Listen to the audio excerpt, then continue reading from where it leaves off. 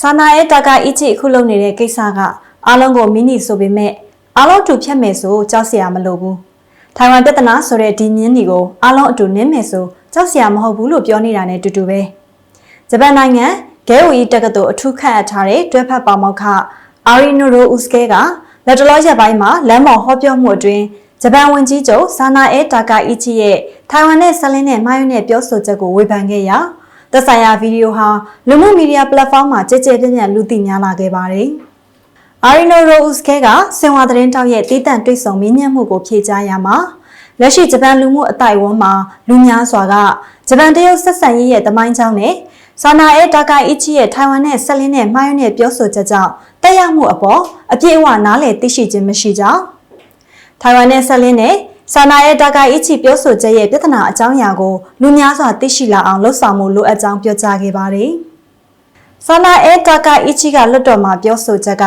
ထိုင်ဝမ်မှာအရေးကိစ္စရှိချိန်မှာဂျပန်ကလက်နက်အင်အားနဲ့ဂျားဝင်မယ်လို့အရေးမှုပြောနေတာ။ဂျပန်မှာဒါကိုမိမိကိုယ်ကိုစုဖွဲ့ကာကွယ်ခွင့်လှုံ့ဆော်ခြင်းလို့တစားဆင်ထားပါတယ်။ဒါပေမဲ့နိုင်ငံတကာအတိုင်းအဝိုင်းမှာဒါကအတိမတ်ပြုခြင်းမခံရပါဘူးလို့အာရီနိုရိုစကဲကဆိုပါတယ်။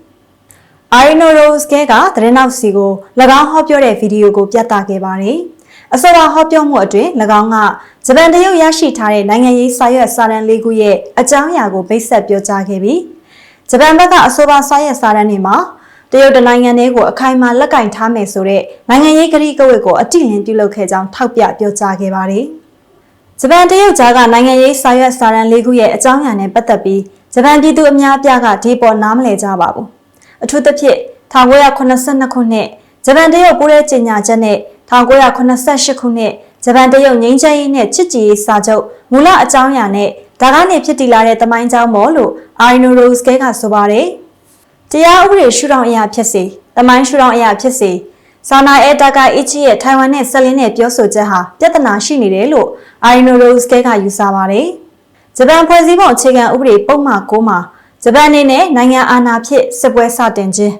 လက်နက်အင်အားဖြင့်ချိန်ချောက်ခြင်းသို့မဟုတ်လက်နက်အင်အားကိုအသုံးပြုက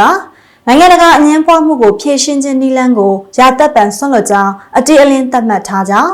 မိမိကိုယ်ကိုစုဖွဲ့ကာကွယ်ခွင့်ဆိုတာဟာဖွဲ့စည်းပုံအခြေခံဥပဒေမှာတော့ဒွိဟာဖြစ်နေကြောင်း၎င်းကထောက်ပြခဲ့ပါတယ်။ဂျပန်ကမိမိကိုယ်ကိုစုဖွဲ့ကာကွယ်ခွင့်ဆိုတဲ့ခေါင်းစဉ်နဲ့ထိုင်ဝမ်အရေးကိစ္စမှာစစ်ရေးနဲ့ကြောင်းဝင်မယ်ဆိုဂျပန်ဖွဲ့စည်းပုံအခြေခံဥပဒေကခွင့်ပြုမှာမဟုတ်ပါဘူးလို့အာရီနိုရိုစကဲကသတင်းနောက်ကိုပြောကြားခဲ့ပါတယ်။တမိုင်းကိုမမြင်ချင်အောင်ဆောင်တဲ့သူကအနာဂတ်ကိုလည်းမမြင်ချင်အောင်ဆောင်မှာပဲလို့အာရီနိုရိုစကဲကဆိုပါတယ်။ဂျပန်အနေနဲ့တရုတ်နိုင်ငံအပါအဝင်အာရှတိုက်နိုင်ငံနဲ့ဒေသများစွာအပေါ်ကျူးကျော်စစ်ပွဲဆင်နွှဲခဲ့ပြီးထိုင်ဝမ်ဒေသအပေါ်နှစ်ပေါင်း90ကြာကိုလိုနီအုပ်ချုပ်မှုလှုပ်ဆောင်ခဲ့ကြောင်း